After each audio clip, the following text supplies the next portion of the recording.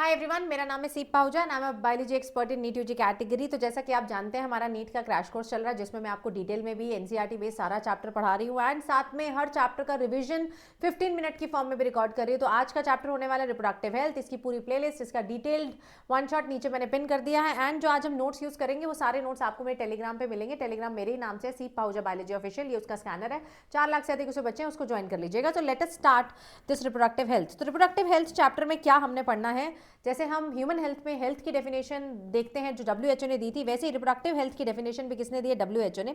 इसने बोला it's a total wellbeing when we talk about physical, emotional, behavioural and social, यानी कि PESB, चारों चीज़ों के बारे में हमने बात करनी है। अगर हम बात करें कि ऐसी कौन सी कंट्री थी जिसने सबसे पहले रिप्रोडक्टिव हेल्थ पे काम किया है, that country is none other than India. We should be proud of that, we should be proud of that. And हमने फैमिली प्लानिंग प्रोग्राम लॉन्च किया 1951 में, जिसके मेन की इनिशिएटिव्स थे कि हम लोग अवेयरनेस फैलाएंगे, फैसिलिटीज देंगे, सपोर्ट देंगे, सो दैट हम एक रिप्रोडक्टिवली हेल्दी सोसाइटी बन पाए। स्कूल में सेक्स एजुकेशन देंगे जिससे कोई भी मिथ्स, मिसकंसेप्शन ना हो पाए, अवेयरनेस जनरेट हो पाए, जिससे audio visual, print media, non government NGOs इनका मदद लेंगे, ताकि parents, close relative, teacher, friends सबके साथ के साथ सबको एजुकेट करते हुए हम एक हेल्दी सोसाइटी बना पाए। Reproductive organs, adolescence related changes, safe and hygienic sexual practices, sexually transmitted disease, इन सब के बारे में बात करेंगे। लोगों को एजुकेट करेंगे about birth control option, breast feeding, male and female equal child, pregnant female की केयर करेंगे, पोस्ट नेटल यानी कि आफ्टर बर्थ केयर, बच्चे की भी और मदर की भी केयर करेंगे। क्योंकि अगर अवेयरनेस और एजुकेशन नहीं फैलाई तो अनकंट्रोल्ड पॉपुलेशन हो जाएगी एंड सोशल लेवल जैसे कि sex abuse, sex related crime, ये सब बढ़ जाएंगे। तो हमें इनको प्रिवेंट करना है सो दैट एक कॉन्शियस हेल्दी सोसाइटी अपन लोग बना पाए। ठीक है, अब इसको अगर मैं इंप्लीमेंट करना चाहती हूँ तो इसके लिए मुझे स्ट्रॉन्ग इंफ्रास्ट्रक्चर फैसिलिटीज चाहिए, प्रोफेशनल एक्सपर्टीज चाहिए, मटीरियल और सपोर्ट चाहिए, ताकि हम मेडिकल असिस्टेंस दे पाए प्रेगनेंसी के लिए, डिलीवरी के लिए, STDs, abortion, contraception, menstrual problem and infertility. ठीक है, तो टाइम टू टाइम हम क्या करते हैं, टेक्निक्स को बेटर करते हैं, न्यू स्ट्रैटेजीज लेकर आते हैं ताकि एफिशिएंट केयर और असिस्टेंस हो पाए। One of that strategies amniocentesis. Amniocentesis में क्या किया जाता है, प्रेग्नेंट फीमेल का एमनियोटिक फ्लूइड को थोड़ा सा एक्सट्रैक्ट किया जाता है। उस एमनियोटिक फ्लूइड में क्या मिलते हैं, फीटल सेल्स मिलते हैं। क्या मिलते हैं उस एमनियोटिक फ्लूइड में? फीटल सेल मिलते हैं। फीटल सेल से हम उसके क्रोमोसोम्स के बारे में पता चलेगा, उसके केरोटाइप करा सकते हैं। तो एक तो हमें सारे जेनेटिक डिसऑर्डर जैसे कि Down syndrome, haemophilia, sickle cell anaemia, इनके बारे में पता चल सकता है। बिना जेनेटिक डिसऑर्डर, अगर कोई ऐसा डिसऑर्डर है जो कि जीन्स अफेक्ट नहीं करते, उसको आप एमनियोसेंटेसिस से पता नहीं लगा सकते। बट सिंस आप यहाँ पर क्रोमोसोम के बारे में पता लगा रहे हो, केरोटाइप निकाल रहे हो, आप XX XY यानी कि मेल फीमेल पता लगा सकते थे। तो इंडिया में इस चीज का मिसयूज होने लग गया, इसीलिए इंडिया में there is statutory ban. Statutory ban का मतलब होता है सिर्फ सेक्स डिटर्मिनेशन के लिए इसको बैन करा गया है एंड बाकी की चीजों के लिए अगर आपको जेनेटिक एबनॉर्मैलिटी पता लगानी है उसके लिए दिस टेक्निक इज अलाउड। ठीक है, नेक्स्ट अगर हम रिसर्च के बारे में बात करें तो एक और चीज है जो कि India is the first country to launch non steroidal, non hormonal pill, that is Saheli. ये किसने लॉन्च किया? इसको सेंट्रल ड्रग रिसर्च इंस्टीट्यूट ने लॉन्च किया। ये जो पिल है ये वंस अ वीक ली जाती है। इसका नाम एक्चुअली में क्या है? Centchroman and it works by blocking the estrogen receptor. Okay जी, अब बात करते हैं आगे। हम चाहते हैं कि बेटर अवेयरनेस फैल पाए ताकि post natal care, detection and cure of STDs, maternal mortality, mortality का मतलब होता है मृत्यु दर, maternal mortality rate, infant mortality rate कम हो पाए, डिक्रीज करना है, छोटी फैमिलीज हो एंड मेडिकली असिस्टेड डिलीवरीज हो पाए। अब अगर बात करें पॉपुलेशन की, तो वर्ल्ड की पॉपुलेशन, ये डेटा हमें याद करना पड़ेगा, 1900 में 2 बिलियन थी एंड 2000 में 6 बिलियन होगी एंड 2011 में 7.2 बिलियन होगी। This is the trajectory of world population. India की पॉपुलेशन देखें तो हमारे इंडिपेंडेंस यानी कि 1947 के अराउंड 350 मिलियन थी एंड 2000 में 1 बिलियन का मार्क हो गया, यानी कि जब वर्ल्ड की पॉपुलेशन 6 बिलियन थी हमारी पॉपुलेशन 1 बिलियन थी। मतलब every 6% in the world is an Indian. मई 2011 में कितनी होगी? 1.2 बिलियन होगी। अब इतना ज्यादा इंक्रीज कैसे हो गया? ये इसीलिए हुआ क्योंकि डेथ रेट डिक्लाइन हुआ है, मोर्टेलिटी रेट, मृत्यु दर, मदर का भी, चाइल्ड का भी क्या हुआ है? डिक्लाइन हुआ है and increase in the reproducible as.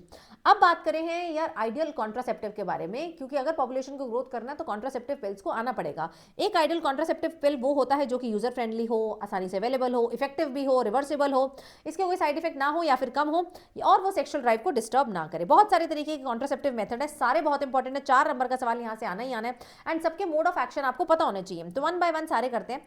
पहला जो है that is natural method. Natural method का मोड ऑफ एक्शन क्या है? That it avoids the meeting of sperm and ओवा नेचुरली, इसमें कोई डिवाइस, कोई बैरियर, कुछ भी यूज नहीं कर रहे हैं। 3 तरीके का है। पहला पीरियोडिक एब्स्टिनेंस, इसको कैलेंडर मेथड भी बोलते हैं। ये मेथड कहता है कि आपको कोइटस अवॉइड करना है during 10 to 17 day of menstrual cycle, अगर आपका साइकिल 28 दिन का है। ये जो फर्टाइल पीरियड है इसको फर्टाइल पीरियड बोलते हैं, लेकिन ये तब है अगर 28 दिन का है। अगर आपका साइकिल 30 दिन का, 35 दिन का, तो पीरियड चेंज हो जाएगा, ये आपको कैलकुलेट करना पड़ेगा। तो फर्टाइल विंडो में सेक्सुअल कॉन्टैक्ट को अवॉइड करें, सो दैट ओव्यूलेशन भी नहीं होगी उस समय एंड फर्टिलाइजेशन भी नहीं होगी। बाकी के समय कर सकते हैं। Then withdrawal method which is coitus interruptus, you have to, the male partner has to withdraw the penis just before the ejaculation from the vagina so that semen female की बॉडी में ही नहीं जाएगा, तो प्रेगनेंसी नहीं होगी। तीसरा method है lactation amenorrhoea. ये कहता है कि जब बच्चे का बर्थ होता है, यानी कि राइट आफ्टर द डिलीवरी, पहले 6 मंथ्स, मैक्सिमम 6 मंथ्स जो फीमेल है वो ब्रेस्ट फीड कराती है, एक्सक्लूसिवली ब्रेस्ट फीड कराती है, तो प्रोलैक्टिन का जो लेवल है वो हाई होता है। ये क्या देता है? नेगेटिव फीडबैक देता है एफएसएच को। अगर एफएसएच नहीं होगा तो ओव्यूलेशन नहीं होगी, ओव्यूलेशन नहीं होगी तो बेटा आपकी प्रेगनेंसी नहीं एस्टैब्लिश हो पाएगी। बट ये तीनों मेथड है ना, इनका success rate is not that high, failure rate बहुत हाई है। इसकी बात करें तो कैलकुलेशन मिस्टेक हो सकती है, इसकी बात करें तो इसमें बहुत ज्यादा सेल्फ कंट्रोल चाहिए, एंड जो प्री इजैकुलेटरी फ्लूइड है उसमें भी कई बार स्पर्म होते हैं, तो ये मेथड भी फेल हो सकता है। और ये वाला मेथड सिर्फ और सिर्फ कितनी देर के लिए काम करता है? 6 महीने के लिए काम करता है। तो chances of failure are very high, although there are no side effects. Next आता है barrier method, very important method. ये method one of the good method इसलिए है क्योंकि इसमें हम लोग प्रेगनेंसी तो अवॉइड कर ही रहे हैं, बट एसटीडी से भी फायदा मिल रहा है। अब दोनों यूज कर सकते हैं बैरियर मेथड। तो इसमें कॉन्डम्स आते हैं, दूसरा diaphragm, cervical caps and valves आते हैं। Condoms are male condoms are also available, female condoms are also available. Condoms are made up of thin rubber latex sheet जो कि penis में in case of male and vagina and cervix in case of female इस पे डाला जाता है so that ejaculated semen इससे आगे ना पहुंच पाए। One of the most famous brand of condom is निरोध। ये STDs और AIDS से प्रोटेक्ट करता है। तो both male and female condom है, लेकिन बात आपको याद ही रखनी, they are single use device। आप इसको बारी बारी यूज नहीं कर सकते स्टेरलाइज करके, एक बार यूज किया throw, they are not reusable. अब रीयूजेबल की बात करें तो बैरियर मेथड में मेरे पास वो है जो फीमेल यूज करती है, that is diaphragm, cervical cap and valves. ये रीयूजेबल रबर से बनती है, इसको फीमेल को पहनना होता है, that will cover the cervix so that sperm की एंट्री बियॉन्ड सर्विक्स ना हो पाए। This is how the female condom look like and this is how the male condom look like. ठीक है, in order to increase the effectiveness of diaphragm, cervical cap and valves, हम इसके साथ यहाँ पर क्या यूज करते हैं? Spermicidal jellies, foams, cream, and this will increase the contraceptive efficiency of this method. Next method मेरे पास आता है इंट्रा यूट्राइन डिवाइसेस, आईयूडी बोल सकते हो या फिर IUCD बोल सकते हो। सबसे पहले इंट्रा यूट्राइन है, यूट्रस में डालना है, तो सिर्फ और सिर्फ कौन यूज करेगा? फीमेल। कैसे डालना है? डॉक्टर और नर्स की मदद से डालना है। क्या इसमें कोई सर्जरी लगती है? नहीं, कोई सर्जरी नहीं लगती। एंड ये method one of the most accepted method for contraception है in India, and this is the method जो कि प्रेगनेंसी को डिले करना, गैप डालना और 2 बच्चों के बीच में स्पेस डालने के लिए ये यूज किया जाता है। 3 तरीके की IUDs है, हमें यहाँ पर याद रखना है। एक पहली non medicated, example is very very very important, Lippes loop. Copper releasing 3 example है, copper T, copper 7 and multiload 375। Hormone releasing की 2 एग्जाम्पल आपको याद रखनी, प्रोजेस्टासर्ट एंड LNG-20। अगर आप यहाँ पर ध्यान देंगे तो इसके मोड ऑफ एक्शन बहुत इंपॉर्टेंट है। अगर टोटल IUD का MOA देखेंगे, टोटल IUD का, that is they increase the sperm phagocytosis in the uterus. ठीक है, अगर मैं बात करूं स्पेशली कॉपर टी का मोड ऑफ एक्शन, कि कॉपर टी कैसे काम करती है? स्पर्म की मोटिलिटी को सप्रेस करके एंड फर्टिलाइजिंग कैपेसिटी को डिक्रीज करके। एक हमने बैरियर मेथड का यहाँ मोड ऑफ एक्शन यहाँ मिस कर दिया। So they avoid the chances of sperm and meeting of sperm and ova by with the help of an barrier. हम बीच में दीवार लगा दे रहे हैं यहाँ पर। अब आगे बढ़ते हैं मेरे बच्चों, IUDs और हॉर्मोन्स, जो हार्मोनल IUD है उसका मोड ऑफ एक्शन क्या रहेगा? देखिए, कोई भी चीज अगर हार्मोनल होगी, कोई भी चीज अगर हार्मोनल होगी तो उसका मोड ऑफ एक्शन 3 ही रहते हैं हमेशा। पहला, या तो ये ओव्यूलेशन को प्रिवेंट करेंगे, अगर ओव्यूलेशन को प्रिवेंट नहीं कर पाए तो यूट्रस को क्या बना देंगे? इनहॉस्पिटेबल बना देंगे, मतलब यूट्रस में इम्प्लांटेशन ही नहीं हो पाएगी, इनहॉस्पिटेबल बना देंगे, यानी कि क्या नहीं हो पाएगी? इम्प्लांटेशन नहीं हो पाएगी। एंड साथ ही में क्या करेंगे? सर्विक्स को हॉस्टाइल बना देंगे, यानी कि सर्विक्स के म्यूकस को काफी ड्राई कर देंगे। अगर सर्विक्स का म्यूकस ड्राई हो गया तो स्पर्म को बड़ी मुश्किल आएगी अंदर घुसने के लिए। Next type of contraception is again hormonal, but it is in the form of pills, जिसका नाम है ओरल कॉन्ट्रासेप्शन। इसमें टेबलेट यूज होती है, या तो प्रोजेस्ट्रॉन ओनली या फिर प्रोजेस्ट्रॉन और एस्ट्रोजन का कॉम्बिनेशन। ये पिल्स किस तरीके की काम करती है? एक्जैक्टली 21+7 के कॉम्बिनेशन पे काम करती है। 21 दिन तक आपको ये पिल लेनी है ताकि बॉडी में प्रोजेस्ट्रॉन का लेवल हाई रहे। अगर प्रोजेस्ट्रॉन का लेवल 21 दिन तक हाई रहेगा तो ये 3 काम होंगे, या तो ओव्यूलेशन इनहिबिट होगी, ये नहीं हो पाई तो इम्प्लांटेशन इनहिबिट होगी, एंड सर्विक्स की जो म्यूकस है उसको हॉस्टाइल बना दिया जाएगा, उसको ड्राई कर दिया जाएगा ताकि स्पर्म की एंट्री रिटार्ड हो जाए। इन तीनों में से कोई एक तो होगा जो कि आपकी प्रेगनेंसी को अवॉइड करेगा। फिर 7 दिन का गैप लेना है। गैप लेना तो मतलब यानी कि प्रोजेस्टेरॉन का लेवल डिक्रीज होगा। गैप के टाइम आप गैप भी कर सकते हैं या फिर नॉर्मल आयरन टेबलेट्स डॉक्टर दे देते हैं, वो भी कर सकते हैं, ठीक है। This is very effective and lesser side effects and most of the female इसको एक्सेप्ट भी करती हैं। इसके बारे में हमने पहले ही बात की थी कि ये वो पिल है जो कि CDRI लखनऊ ने बनाई है। This is a new pill, non steroidal, non hormonal, once a week pill, few side effects and high contraceptive value. ये सारे फीचर्स बड़े इंपॉर्टेंट है। इसका एक्चुअल में नाम क्या है? सेंटक्रोमैन है। इसका एक्चुअल में नाम क्या है? सेंटक्रोमैन, लेकिन इसको बेचा जाता है बाय द नेम ऑफ सहेली। एक पिल मेल के लिए भी होती है, gossypol, although it's not very famous, but male में स्पर्मेटोजेनेसिस को रोकती है। नेक्स्ट आता है इंजेक्शन और इम्प्लांट। ये भी एक तरीके का हार्मोनल मेथड है, बट इसका लॉन्जेविटी ज्यादा है, यानी कि एक बार इंजेक्शन ले लिया 3 महीने तक फ्री, रोज पिल की तरह नहीं लेना है। ये भी हार्मोनल मेथड है। तो इंजेक्शन का एग्जांपल आपको पता होना चाहिए, डेपो-प्रोवेरा, दिया नहीं हुआ बट ठीक है, डेपो-प्रोवेरा फीमेल्स लगवाती हैं। ये भी प्रोजेस्टेरॉन या प्रोजेस्टेरॉन एस्ट्रोजन की कॉम्बिनेशन का इंजेक्शन है। दूसरा यहाँ पर आता है इम्प्लांट। इम्प्लांट का एग्जाम्पल है नॉरप्लांट। नॉरप्लांट में क्या होता है? इस तरीके के छोटे छोटे कैप्सूल्स होते हैं, ये स्किन के नीचे लगाए जाते हैं, सबक्यूटेनियस लगाए जाते हैं, एंड धीरे धीरे ये स्लोली एंड स्लोली प्रोजेस्टेरॉन और या फिर प्रोजेस्टेरॉन एस्ट्रोजन कॉम्बिनेशन को रिलीज करते हैं। अब बात करते हैं कि मैम ये तो था मेरे मेथड्स, लेकिन अगर इमरजेंसी मेथड आ जाए, already the unprotected sexual contact has happened, उस केस में हम लोग क्या कर सकते हैं? उस केस में हम लोग इंसर्ट कर सकते, या तो पिल दे सकते हैं, या फिर IUD दे सकते हैं, but within 72 hours of coitus. ये दोनों कंडीशन हमें फॉलो करनी है, ठीक है जी। Last method is the one जो कि टर्मिनल मेथड है। ये उस कपल को एडवाइस किया जाता है जिनकी ऑलरेडी फैमिली पूरी हो चुकी है, उनको और बच्चे नहीं चाहिए। इसमें मेल भी कर सकता है, फीमेल भी कर सकता है। ये ऑलमोस्ट इरिवर्सिबल है, but we can say reversibility is very poor. Male में वासेक्टमी, यानी कि both the vas deferens are cut and loose ends are tied with surgical thread. इसमें क्या होगा कि स्पर्म निकलेंगे बट यहाँ से क्रॉस नहीं कर पाएंगे, यानी कि यहाँ पर किस चीज को रोक रहे हैं? क्या गैमेटोजेनेसिस? नहीं, गैमेट तो बन रहा है लेकिन ट्रांसपोर्ट ऑफ गैमेट को रोका जा रहा है। तो इसका मोड ऑफ एक्शन क्या हो गया है? It blocks the gamete transport. अगर मैं बात करूं यहाँ पर ट्यूबेक्टमी में फीमेल्स की दोनों फेलोपियन ट्यूब कट कर दी जाएंगी, loose ends will be tied by surgical thread, and यहाँ पर भी ट्रैवल कर रहा है वो क्या कहते हैं, ओवा, बट क्रॉस नहीं कर पा रहे हैं, यहाँ पे स्पर्म्स क्रॉस नहीं कर पा रहे हैं। So it is highly effective, very very effective, but reversibility is very very poor. इस केस में इंसिजन लगाया जाता है एब्डोमेन में या फिर वजाइना में, इस केस में इंसिजन लगाया जाता है स्क्रॉटम में, ठीक है। नेक्स्ट हम लोग करते हैं MTB। What is MTB? MTB is medical termination of pregnancy. India में MTB को लीगलाइज किया गया था इन 1971। इससे क्या हो रहा है? इलीगल अबॉर्शन, हम चाहते हैं कि इलीगल अबॉर्शन ना हो and maternal mortality and morbidity क्या हो? कम हो।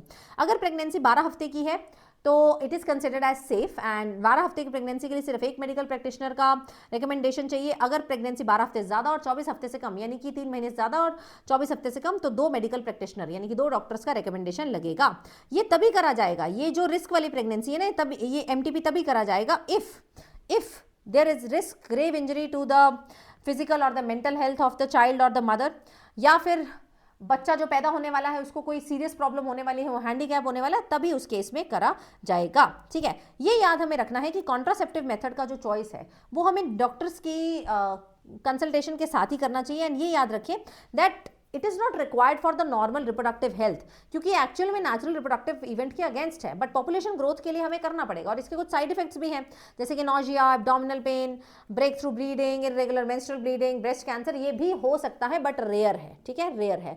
MTB के बारे में डिटेल में बात करें तो इट इज इंटेंशनल टर्मिनेशन। खुद से अगर कपल जाके वो जब बोले मुझे बच्चा नहीं चाहिए तो MTB करा सकते हैं। It is induced abortion. पूरे वर्ल्ड में 45 to 50 मिलियन MTB परफॉर्म किए जाते हैं per year, which is 1/5 of the total conceived pregnancy.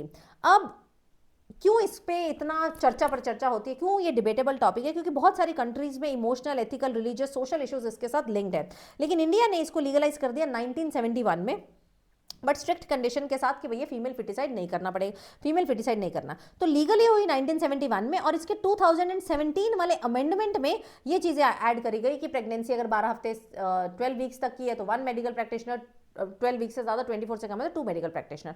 तो आया 1971, अमेंडमेंट हुआ 2017 में। ये दोनों ईयर आपको याद रखने हैं, ठीक है। तो MTB क्यों करेंगे? To get rid of unwanted pregnancy, या अनप्रोटेक्टेड सेक्सुअल इंटरकोर्स हो गया, रेप हो गया, एंड जिसकी वजह से प्रेगनेंसी हो रही है, and if the pregnancy is harmful to the mother और द चाइल्ड, तब हम करते हैं। It is safe till the first trimester. First trimester यानी कि 12 हफ्ते तक सेफ है, उसके बाद risky in the second trimester हो सकता है, बट इट इज रिस्की, ठीक है। तो हम चाहते हैं कि इलीगल MTBs कम से कम हो बाय अनक्वालिफाइड क्वैक्स यानी कि ऐसे लोग जो कि ना नर्स है ना डॉक्टर है वो कर दे रहे हैं। इससे क्या है कि बहुत ज़्यादा फर्टिलिटी रेट बढ़ जाता है मदर का, एंड इसका मिसयूज ना किया जाए सेक्स डिटर्मिनेशन के लिए। ओके, तो सोल्यूशन है कि यार इफेक्टिव काउंसलिंग होनी चाहिए, इलीगल अबॉर्शन नहीं होनी चाहिए, एंड ज़्यादा अच्छी हेल्थ केयर फैसिलिटीज प्रोवाइड करी जाए।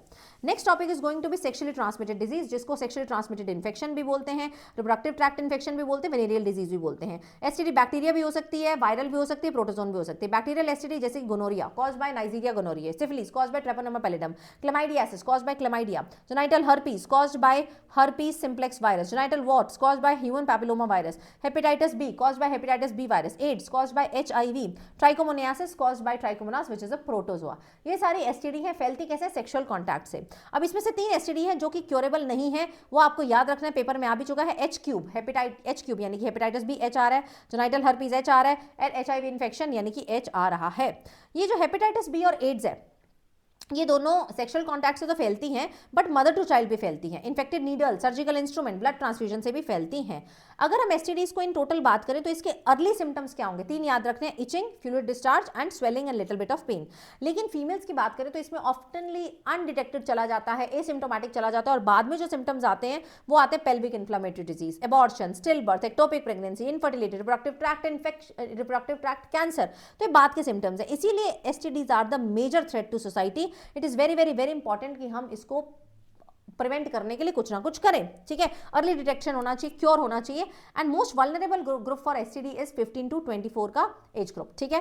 एंड प्रिकॉशंस क्या है? Avoid having sexual contact with unknown partner, multiple partner, always try to use condoms, and अगर कोई भी डाउट लगता है तो डॉक्टर को जरूर दिखाएं। Last topic in this chapter is infertility. Infertility होता है, इसकी डेफिनेशन एक्चुअली में समरी में दी हुई है। If a couple tries with for child with unprotected sexual contact for at least minimum of 2 years, 2 साल तक ट्राई करने के बाद भी अगर बच्चा पैदा नहीं होता तो उस कपल को हम लोग क्या बोलते हैं? इनफर्टाइल कपल बोलते हैं। इसमें मेल भी रिस्पॉन्सिबल हो सकता है, फीमेल भी हो सकती है। तो फिजिकल रीजन है, यानी कि हो सकता है सिस्टम में कहीं ब्लॉकेज हो, रिप्रोडक्टिव सिस्टम में, कंजेनिटल, बाय बर्थ कोई रीजन हो सकता है, कोई बीमारी हो सकती है, ड्रग्स, इम्यूनोलॉजिकल, साइकोलॉजिकल, और बहुत सारे आजकल केसेस में stress, lifestyle is the reason जिसकी वजह से इनफर्टिलिटी हो रही है। बट मेडिकल साइंस के पास इसका सोल्यूशन है, that is assisted reproductive technology, art. इसमें सबसे पहले आपको याद रखना है IVF, इन विट्रो फर्टिलाइजेशन, जिससे हम टेस्ट ट्यूब बेबी बनाते हैं। इसमें हम लोग क्या करते हैं? मेल एंड फीमेल का, ये देखिए, इन विट्रो फर्टिलाइजेशन में एग ले लेंगे, या तो मदर से ले लेंगे, या फिर अगर मदर नहीं बना पा रही है तो डोनर से ले लेंगे, स्पर्म ले लेंगे, या तो फादर का ले लेंगे, या फिर हम किसी डोनर का ले लेंगे। दोनों के आपने गैमेट्स ले लिए, पेट्री डिश में उसको रखा, आपने IVF कराया, इन विट्रो फर्टिलाइजेशन कराया।